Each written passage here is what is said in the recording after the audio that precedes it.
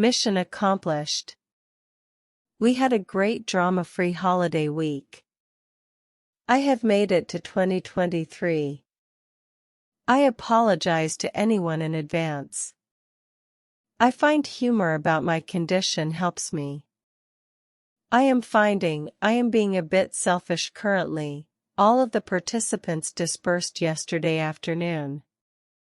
I only have a few updates, because I am not going to talk about my week with my family. That is for me to cherish. Observations about WW and this week. I honestly think this is the first time she stepped out.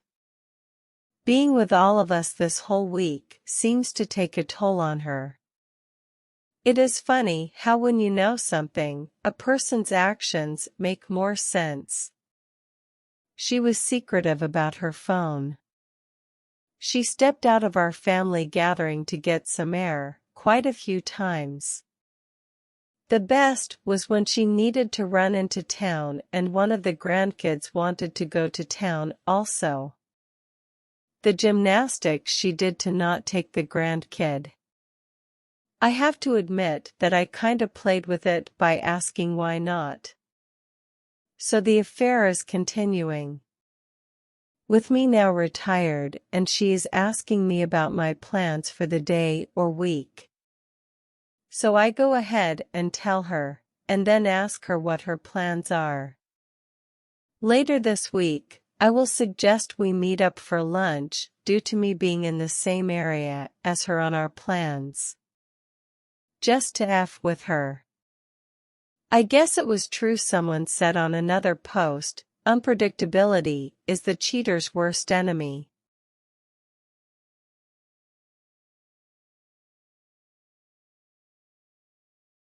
This morning I met with my lawyer.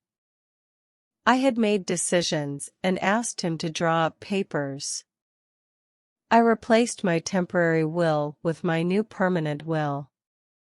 That has been signed and should not have to change again. In preparation for all hell breaking loose, I had him draw up divorce papers based on the prenup and the evidence of the affair. She gets nothing but 25% of our shared assets. Think housewares and furniture. I keep all of my liquid assets, retirement funds, and items I purchased with my own wealth. Also, if I push it, she is required to pay alimony. I have signed them and have a packet created with all of our evidence of the affair. I am holding this in case I want to use it.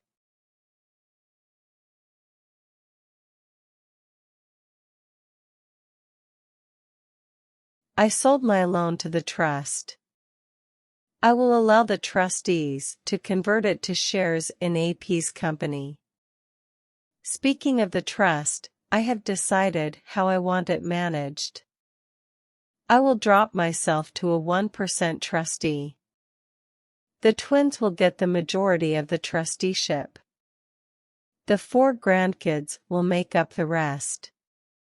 All of the grandkids' proxies will be Sarah and Steve.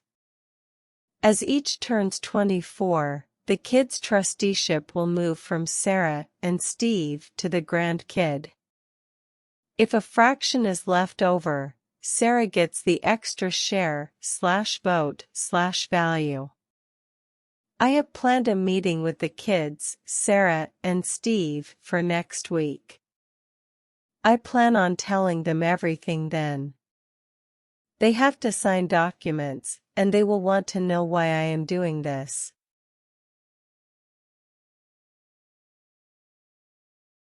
So when this is done, my personal value will be my liquid assets, personal property, and the money from the AP's loan. So in the worst case scenario, Jane will get very little compared to the assets and value in the trust. In the next couple of weeks, I will disperse the few personal items I want to go to the kids and grandkids. Those are already at a safe location where my lawyer has access. Some of you commented on my health. Well, if I was not clear, I am not fighting this.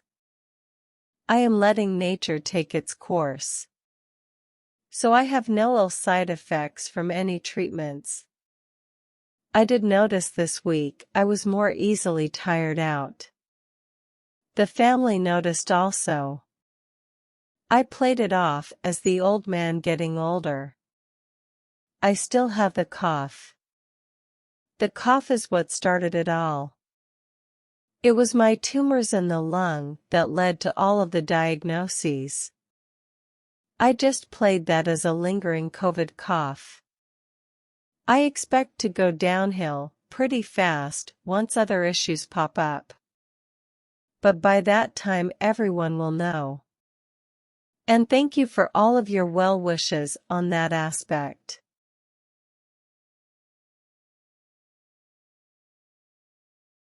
I am planning to spend time with the family. A large trip with all of their different obligations would be tough. That reason is why this week was so important to me. It was the last time I could be with all of them for an extended amount of time. I am thinking of a small trip for myself. We will see. I do plan on spending a day one-on-one with each child and grandchild. That is my next goal. The letters are not done. Those are very difficult. I will let you all know how the meeting next week goes. Best to you all. Let's go to the second story. I, 27F, found out my fiancé, 31M, had been cheating on me when our daughter was born. He's a big drinker and had been hiding alcohol, so one night I was just checking to see if he had bought more alcohol he was hiding again, and instead found a 3-page love letter from her, 23F. She wrote about their first night, which I had been told was a guy's night watching shows. She had changed her mind about getting her tubes tied and hoped they had twins, because he was such an amazing father and person. She also wrote she hoped she could be a part of my daughter's life with him. So this affair lasted from when she was 3MO until I found out when she was 8MO. They claim it was coming to an end in a month before that because my fiancé had been pulling away from it. I got extremely defensive when she tried to claim he did all of her care and paid for so much. I was the one working full-time, paying all the bills and making sure that the 4 days I had off were spent entirely with our daughter, while it had been a battle to get him to do any of her basic care without begging for him to step up.